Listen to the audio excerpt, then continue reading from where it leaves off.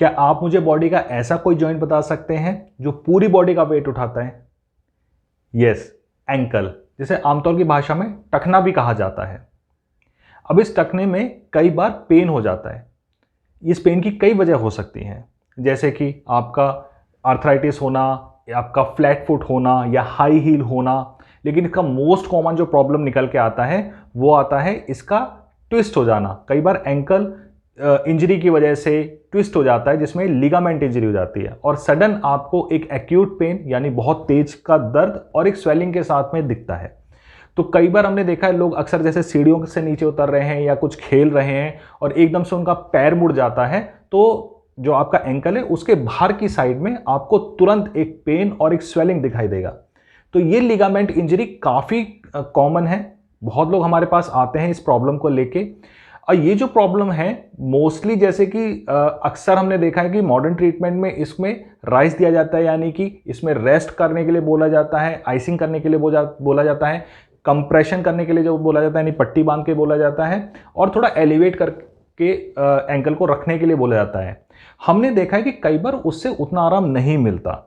तो हमारे पास में आयुर्वेदा में कई लोग आते हैं इस चीज़ की प्रॉब्लम को लेके, तो हम उसमें जो ट्रीटमेंट करते हैं वो हम प्योर आयुर्वेद और पंचकर्मा के थ्रू करते हैं।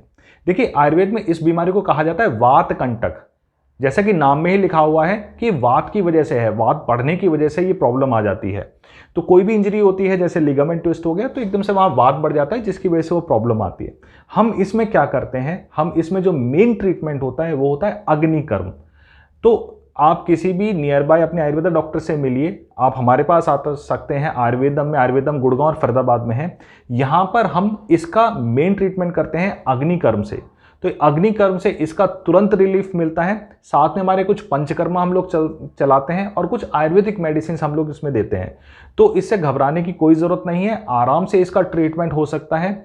अगर आपको घर पर इसका कुछ ट्रीटमेंट प्लान करके देखना है कि क्या मैं कुछ होम रेमेडीज़ कर सकता हूँ इसमें, तो मैं आपको बता देता हूँ कि सबसे पहले इसमें अगर ऐसा कुछ प्रॉब्लम है तो थोड़ा सा टाइम दीजिए, रेस्ट दीजिए, और उसके बाद में अगर आपके पास नियर बाय डॉक्टर नहीं है तो आप एक काम कीजिए कि इसमें पादभ्यंगम कीजिए, यानी कि पैर की मालिश कीजिए। तिल का तेल लीजिए, तिल के तेल से 15-20 मिनट आराम से हल्के हल्के हाथ से इसकी सुबह और शाम मालिश कीजिए।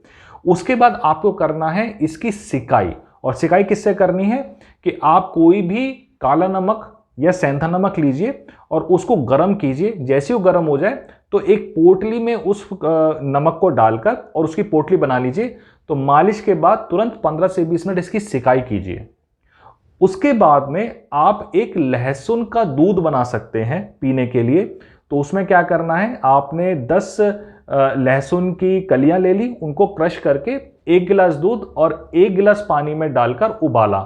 जैसे ही वो 1 गिलास रह जाता है तो छानकर इसको पीजिए, तुरंत आराम मिलेगा। और एक खास बात, मैं एक लेप बता देता हूं आपको कि इस लेप में क्या करना है कि 20 आपको लहसुन की कलियां लेनी है, 20 एरंड के पत्ते लेने हैं और 20 ग्राम कपूर लेना है।